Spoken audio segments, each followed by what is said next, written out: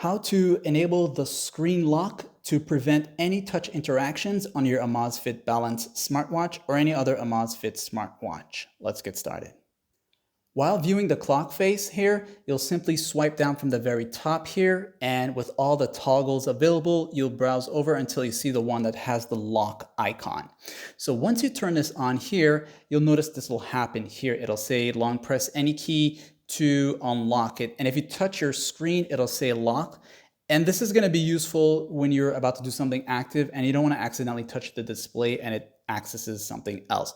So when you're ready to unlock this, you will long press any of these buttons here of your Amaz smartwatch here, or the Amazfit smartwatch. So I'll long press the crown now, and you're going to see this countdown here, and it's going to say unlocking, and then it's going to unlock for you. But then you'll still have to go back into the settings and be sure to turn this toggle off.